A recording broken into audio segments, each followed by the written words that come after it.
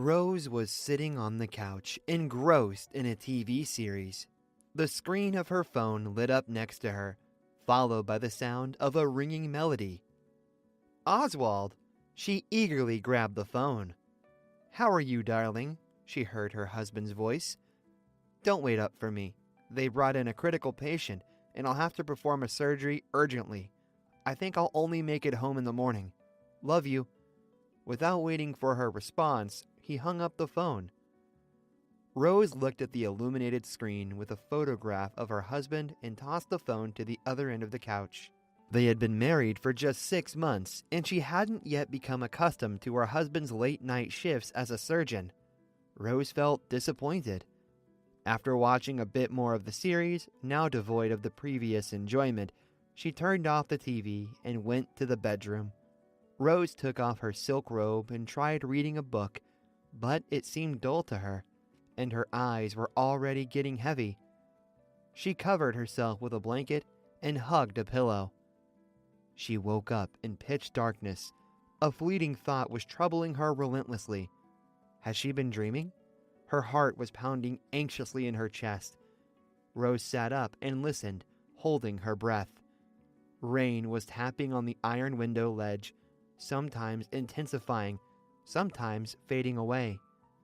That's what had awakened her. Rose let out a relieved sigh, leaned back on the pillow, and closed her eyes.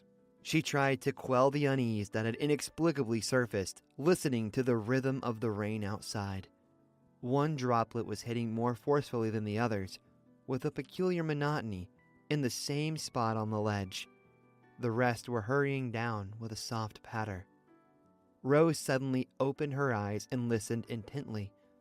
Was it just her imagination? For a while, apart from the rain, there was nothing else to be heard. And then, something above her fell and rolled. Someone was walking overhead. Neighbors, she thought, and immediately flinched. Their apartment was on the top floor. Above them was only the roof. She switched on the light and sat on the bed, her heart racing. Why am I getting so nervous? It's an old house, an attic under the roof. Maybe it's cats running around, or a branch falling on the roof. Stop fantasizing, she reassured herself. Rose was about to lie down in bed, but from above came that strange sound again. It's not cats. It's a person. I won't be able to sleep while someone's up there, Rose thought, stood up, and put on her robe. Should I call the police? But what if there's no one there? They'll mock me. After all, I'm not in danger. The door is locked. Locked? She jumped up and ran to the hallway, pressing all the switches along the way. Hooray! It's locked! Rose turned the doorknob, and then she also slid the bolt. What if Oswald comes home? He won't be able to get in. She hesitated and cautiously slid back the latch. She found her phone and dialed her husband's number. The long ring sounded sadly in her ear. He's in surgery, I remember, she recalled. Or is it already over? How long have I been asleep? The clock on the screen showed 3:30 in the morning. 3 hours have passed. It should have ended. She dialed the number again, but no one answered. All the rooms were now brightly lit, giving her a sense of security. Rose approached the window. Rainwater streamed down the glass in a continuous flow, distorting reality. A dim light was on in the house opposite. Someone else couldn't sleep either. It didn't make her feel more at ease. It just made her feel less alone. Nothing will happen to me. In the investigator's office, the phone rang. The officer on duty reported that the rapid response team was waiting for him in the car. An hour ago, a man had called and reported the murder of his wife. Thomas glanced at the wall clock. It was 5:30 in the morning. He sighed and headed for the exit, grabbing his still damp coat off the hanger on his way out.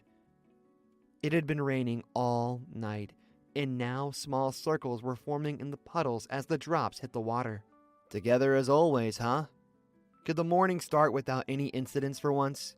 Why don't people sleep at night?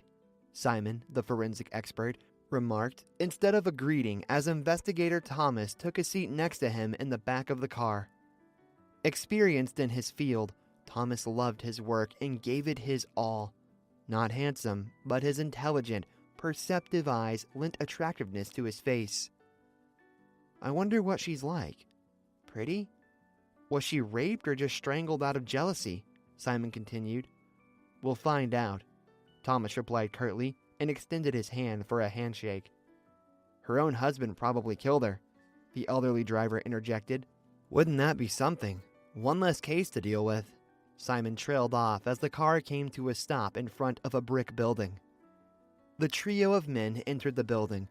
On the top floor, the door to the apartment was slightly ajar, as if inviting them in. In the brightly lit hallway, a young man sat on a shoe cabinet. He stood up when he saw the law enforcement officers. Stubble appeared on his tired, sleep-deprived face. His eyes held sadness and unease.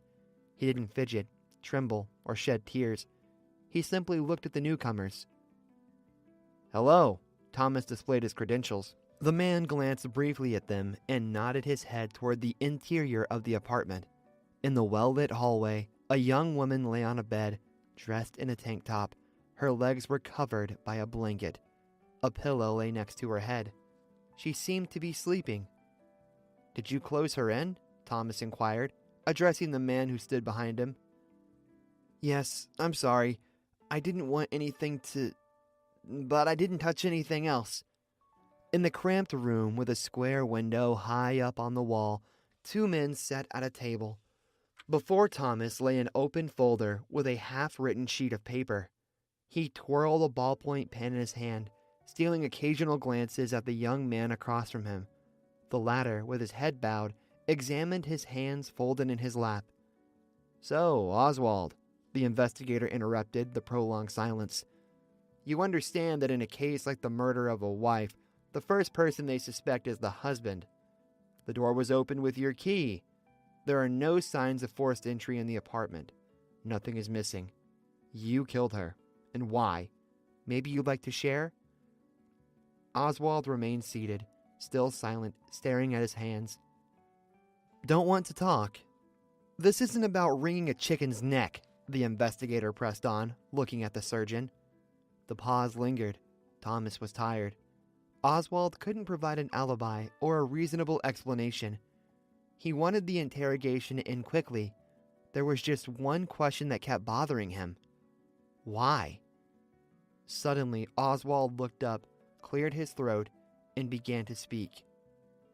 The bed was all messed up. She must have resisted, in the pillow next to her head. At first, I thought she was asleep, but she always woke up when I returned from my shifts. But this time, I walked over and touched her shoulder, and it was already cold. He barely audibly uttered the last words. All right, continue. What time did you get home? I don't know. Around 4 in the morning or a bit later? And what time did you leave work? I don't remember. A patient died on the operating table. I was very upset. I had a drink of vodka and walked home. I left my car at the hospital. Oswald spoke monotonously, not lifting his head and keeping his gaze fixed on his hands. Correct. It takes a little over an hour to walk from the hospital to your home. By car, it's 5 times faster. There was heavy rain, and that didn't concern you? You could have gotten soaking wet, catch a cold, but your clothes were dry. Maybe you took a taxi? What were you doing from 1 a.m. to 4 a.m., Oswald? I already said I was walking. When I saw my wife, I got scared. I realized you would suspect me first. I wanted to run.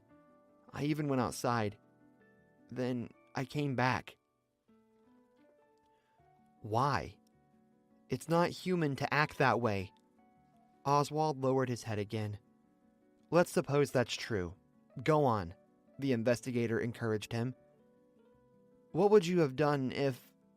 Oswald looked up, his eyes reflecting unbearable sorrow. I'm the one asking the questions here, Thomas replied sharply. He had grown weary of this conversation. The suspect wouldn't confess, but he wouldn't defend himself either. Your wife's death occurred due to strangulation between 3 and 4 in the morning. You returned home around 4. You called the police around 8. What were you doing during the rest of the time? I don't know. I was thinking. About what?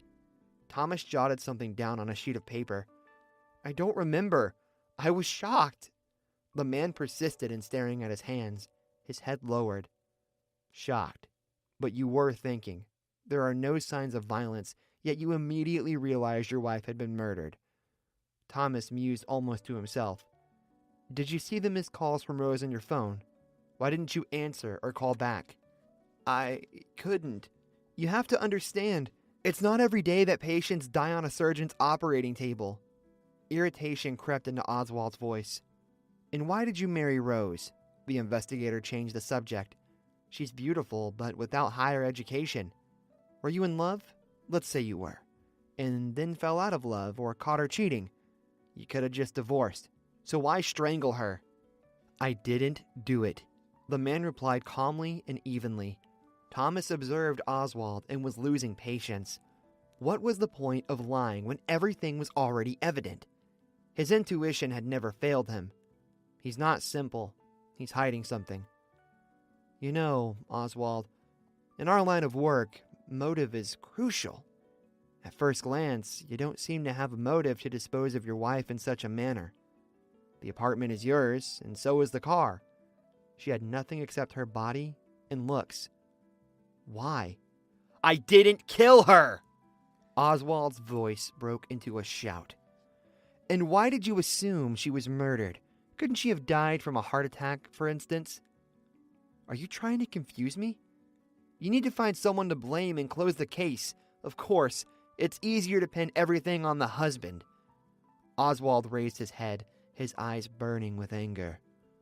Did your wife have a lover, perhaps? Thomas mockingly asked. I don't know. I saw her once talking to some man and had a fight with her about it. The man's mood shifted again, his voice sounding low and distant. And what about you? Doctors and nurses often have romances. You work night shifts together. The investigator deliberately provoked Oswald to spark bursts of anger, hoping he'd slip up and confess to the murder. Don't talk nonsense. I loved Rose, the man responded wearily. We're not getting anywhere with this conversation. The investigator pressed a button under the table. Think about it. You're facing a long sentence. A security guard entered the room. Oswald stood up, hunched over slightly, and clasped his hands behind his back. Thomas was heading back to the police office, lost in thought. No choice but to confess. He's backed into a corner. I feel it was him. Why didn't he just leave or get a divorce? Strangling seems clear, but intuition won't stitch the case together. Hello, Thomas, a familiar voice sounded nearby. The investigator halted and turned around. A short, elderly woman in a hat and beige coat stood behind him. Selina, haven't seen you in a while. Thomas grinned broadly. What brings you here? Well, she started, then waved her hand. Never mind. And is something bothering you? You seem lost in thought. You're perceptive, Selina. Come on in. Thomas opened his office door and ushered the woman in. As the electric kettle warmed up, he shared his doubts about the case of the surgeon who had dealt with his wife. The husband killed her, but he won't admit it. And there's no motive or alibi. No other suspects either. All the property belongs to the husband. He's well regarded at the hospital. Why ruin his career and life? I'm obviously missing something, and you're attentive to details. You're flattering me, the woman chuckled shyly. Selina listened with interest while gazing out the window. It was a cloudy day, a gentle breeze rustling the leaves on the trees. Voices of passers-by and sounds of passing cars drifted in from the street. I have an idea. Selina turned her gaze to Thomas, who was watching her. My grandmother worked as a maid in a wealthy landowner's house for a long time. She used to say people are killed out of revenge, betrayal. That doesn't seem to fit here, from what I understand. Or maybe for valuables? She looked at the investigator inquisitively. The gold jewelry is still there, he clarified, understanding her hint. Is the girl poor? The woman asked after a pause. Can I see their family photos? Better yet, all the photos they have. Yes, I came across an album in the apartment. I went through it, but found nothing suspicious, Thomas replied.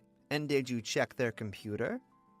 We did. No emails, no blackmail, no threats. Thomas fell silent, contemplating something. I think I'm starting to get it.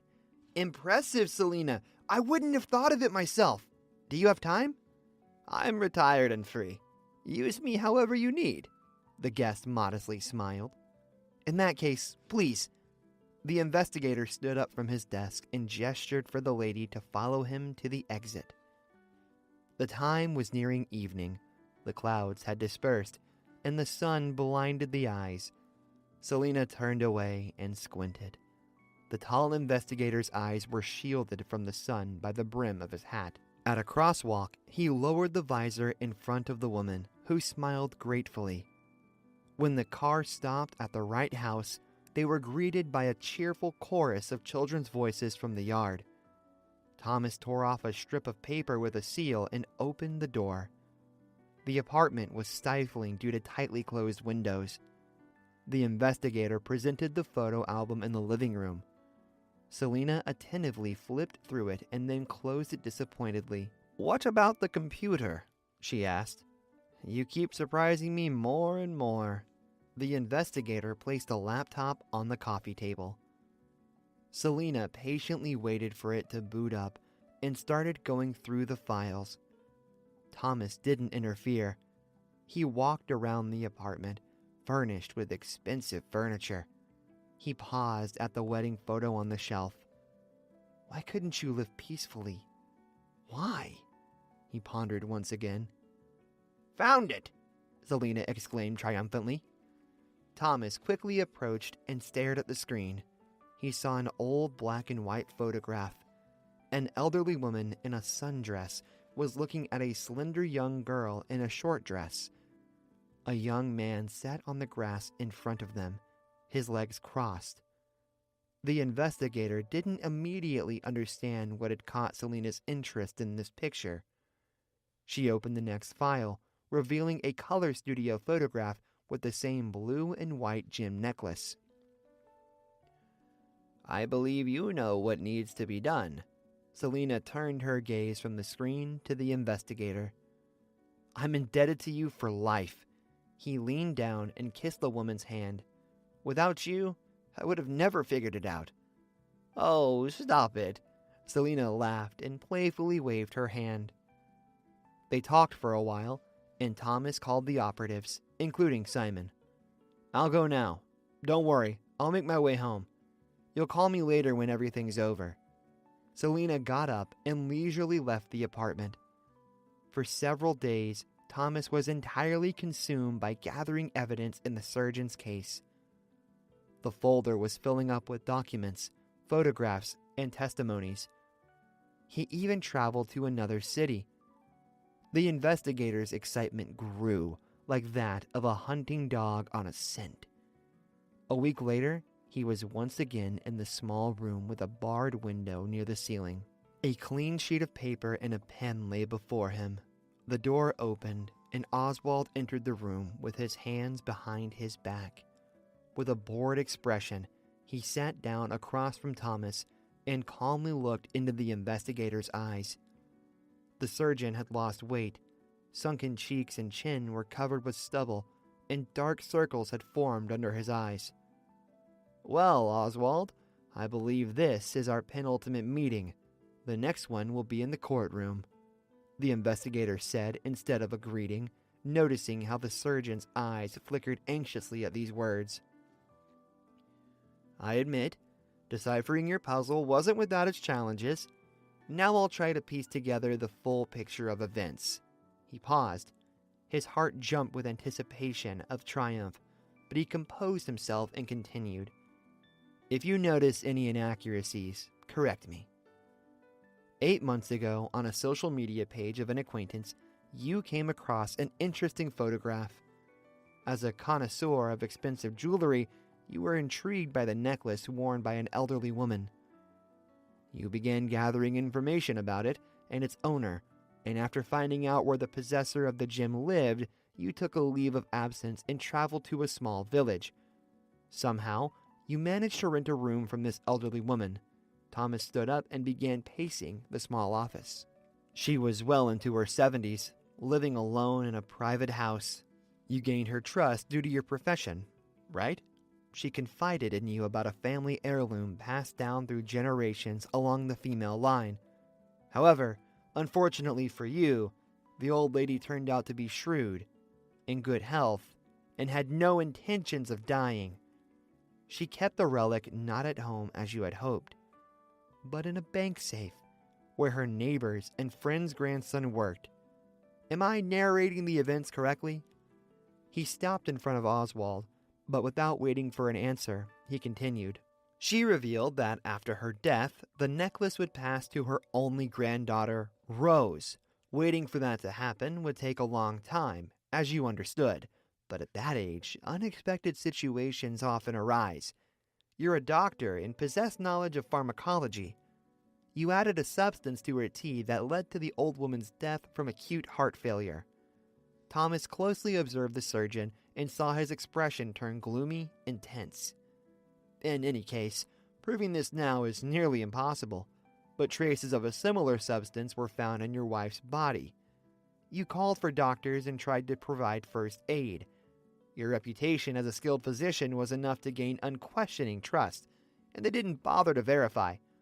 Rose, the granddaughter, arrived for the funeral, the very grown-up girl from the old photograph. You took a very active role in the funeral, covering the expenses lavishly, and you comforted the girl who fell in love with you. Indeed, such a desirable suitor, beyond the girl's wildest dreams. The investigator paused briefly and continued, pacing around the room. Soon enough, you proposed to Rose and brought home the young and beautiful bride-to-be. You exercised patience, waiting for the young woman to inherit her grandmother's property. The friend of her neighbor and friend's grandson called from the bank to inquire about what to do with the entrusted necklace. You sent Rose to retrieve it, pretending that you were unaware of the necklace's value. But you couldn't let the situation spiral out of control. You couldn't leave anything to chance. That's not how you operate. So, you followed her, unnoticed. At home, after admiring the necklace with a bored expression, you discouraged Rose from getting it appraised for its value. I'm sure even the grandmother had no inkling that she owned a treasure worth tens of thousands of dollars. As Oswald let out a sob, Thomas pretended not to notice and continued. Rose placed it in the same box as the gold jewelry you had gifted her. She's beautiful, but foolish and carefree. You couldn't risk her showing it to her friends. Stealing the necklace was out of the question. Rose would report it to the police. It couldn't be taken out of the country. That's what you were aiming for. Thus, you decided to remove the only obstacle in your new life. Again, luck was on your side. A patient died during surgery, and you returned home ahead of schedule, with your wife not expecting you. You took a taxi because it was pouring rain. You didn't know whether your wife had fallen asleep or not, so you hid in the attic to wait for Rose to fall asleep.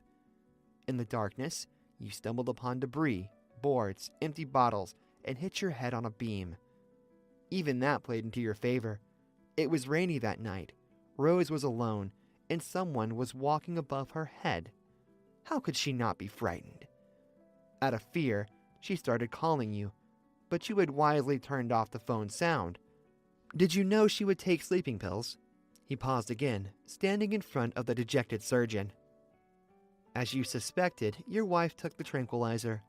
After calculating the time for her to fall asleep, you descended from the dusty attic and entered the apartment. You had a syringe and a substance that triggers heart failure with you. Unexpectedly, Rose woke up. I assume the girl was horrified to see her husband holding a syringe and hatred in his eyes. You attempted to give her the injection. The needle left a scratch on her forearm, but she managed to break free. That's when you smothered her with a pillow, so she wouldn't start screaming and wake the neighbors. Then you callously and coldly arranged the blanket over her. Did your heart not tremble? Thomas looked at the surgeon, who sat there, staring fixedly ahead, clenching his teeth. That's why you claimed your wife was murdered when you called the police. For the rest of the time, you were pondering where to hide the necklace so that no one would find it. Where did you hide it, Oswald? You have quite a collection of detective books, by the way. He changed the topic. I found a magazine clipping in one of them about a husband suspected of killing his wife.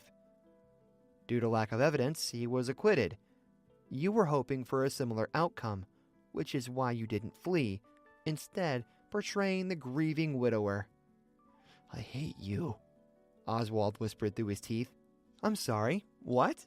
The investigator heard perfectly well, but he couldn't resist relishing the impact his narrative had. I hate you. You're dumb policeman. You won't find the necklace. Before Thomas sat not a surgeon, but a hate-consumed, cold-blooded killer with eyes burning with malice. We're not as dumb as you think, the investigator calmly continued. You frantically search for a hiding spot, behind the cabinet. That's too risky. Moving it could wake the neighbors, and retrieving the treasure wouldn't be quick. Under the baseboard, it won't fit. I admit, we searched for it extensively, even removed the windowsills. I applaud your inventive mind. For the first time in my career, someone concealed a precious item where no one would think to look. In the chandelier. Is this it? He pulled out a photograph from under a blank sheet and placed it before Oswald. The latter leaned forward, his hand trembling as he reached for the picture, but the investigator beat him to it and removed the image of the necklace. You've calculated everything correctly. You're young. If you get a sentence, you'll be out in a few years and start all over again. With that wealth, you won't go to waste. You have a nice apartment. Even if your mother decides to rent it out while you're serving your sentence, nobody would think of renovating it, meaning the necklace will never be found. But you hoped, you were quite confident, that you'd get away with a simple scare, as there's no murder motive. Your colleagues praised you as a good surgeon. I wouldn't have found the necklace, I admit, but there's a certain old-fashioned, unconventional lady I know who pays keen attention to details. Thomas leaned over the surgeon, placing his hands on the table's surface. You've lost. You'll get at least 20 years in prison with no possibility of parole. If you're lucky, you might work as a doctor in prison, but you'll have to forget about surgeries. Tell me, was it worth trading a prosperous life, the career of a successful surgeon, for prison? You took an oath not to harm people, and you became a murderer. The investigator stepped back as Oswald raised his eyes, filled with hatred and unbridled fury. This saved the investigator's life, as in the next instant, Oswald abruptly jumped up, attempting to plunge the ballpoint pen, carelessly left on the table unattended, into the investigator's neck. The door swung open, and 2 guards pinned down the trembling surgeon. With a bouquet of flowers and a cake, Thomas pulled up to Selena's house. Selena opened the door and smiled upon seeing the enormous bouquet of crimson roses. The investigator presented the flowers and kissed the sweet old lady's hand. So, did everything work out for you? She asked with joy in her eyes, looking at Thomas. They sipped aromatic tea and enjoyed the cake as the investigator recounted how he managed to prove the husband's guilt in the murder of the young wife. If I could, I would hire you onto our team. Your thinking surpasses that of many of my colleagues. He spoke sincerely. Selena modestly smiled and